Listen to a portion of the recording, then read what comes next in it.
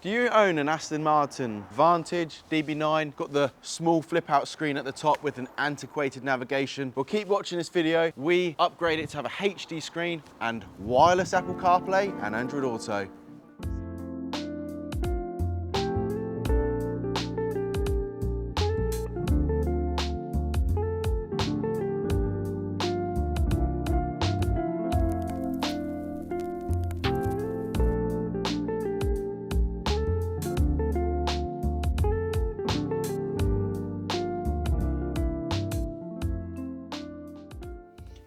Welcome back to John Kleis Car Audio's YouTube channel. My name is Max and today I'm sat in an Aston Martin Vantage. This is a 2006 year car, a manual, which is something I'm always very fond of. Beautiful. Now this lovely car, this is the V8 Vantage, comes with the factory Volvo system, which was the standard back many years ago. The screen is super low quality. It's also not folding out properly, and it also doesn't offer the customer any integration in terms of phone calls, music, Apple CarPlay. That's what it's coming here for. We're going to be taking out this screen, installing a HD screen, installing a solution where the customer is going to have Apple CarPlay that he can use in this car while out on the road. It's going to be pretty much a seamless installation and bring this car right up to date. We're also going to do a bit of a check on the speakers, make sure the health of them are okay, and also map out an audio upgrade for the customer's next visit that he comes here. But this visit is going to be all about Apple CarPlay. That's about it for this moment. I'll come back. Matt's just unboxing the interface and bits and bobs now, and I'll probably come back throughout this installation and just show you a little bit of what goes involved with installing this Apple CarPlay system and Android Auto as well. Catch you soon. Update time, here we are. We don't have any more radio screen in the dashboard. Matt's removed the factory stuff out. He's got it up on the bench. He's currently dismantling it, which I'm going to show you in 2 seconds, but just showing you a little bit how it looks like at the moment. So as you can see, we're taping and using carpet, obviously so that we can keep this interior in pristine condition. Don't want to do any damages as such. Matthew has got the factory screen and the upgraded screen with the HD screen. We're basically swapping out both of these so that we can put the new one in. He's got to take apart some of the brackets and stuff like that off the old one to mount onto the new one, but that's all going together nicely.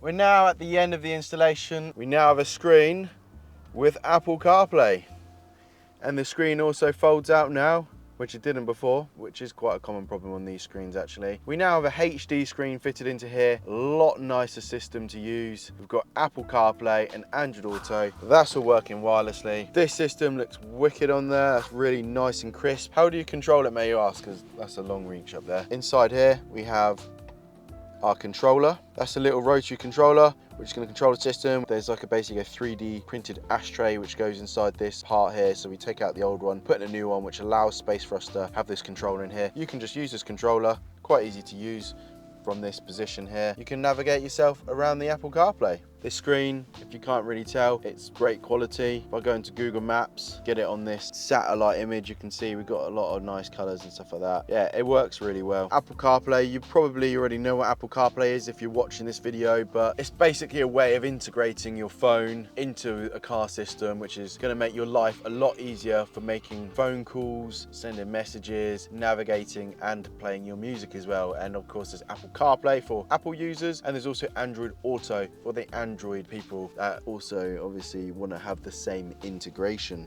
Real nice and easy system to use. We can add reverse cameras to these systems. If I just navigate around a little bit to show you what it looks like, I can go into my music, see my recommended new tracks, go to my different recents or favorites and stuff like that. I can go back to the home screen. I've got apps like Radio Player for any DAB radio I want to be playing in this car now. And obviously Apple Maps, which is probably most people's preferred method of navigation, but you've got Google Maps and Waze and things like that as well. It's leagues ahead of what was in here beforehand. Yeah, all in all, real nice installation. It's gone in there nicely. It keeps the original look of the car, which is what the customer wanted to do, while having a much nicer system to use. The way it streams music into the system is actually through the aux of the car. We've had to add an aux device to get aux in this car because it didn't have aux already, and that's now running through the disc changer. It actually runs through the fibre optic wing of the car, not the aux in, so you have full digital sound in this system. Matt is correcting me. It's like an aux-in, but it's digital. It's fiber optic basically. So yeah, full digital sound. Now the sound in this car, it sounds okay.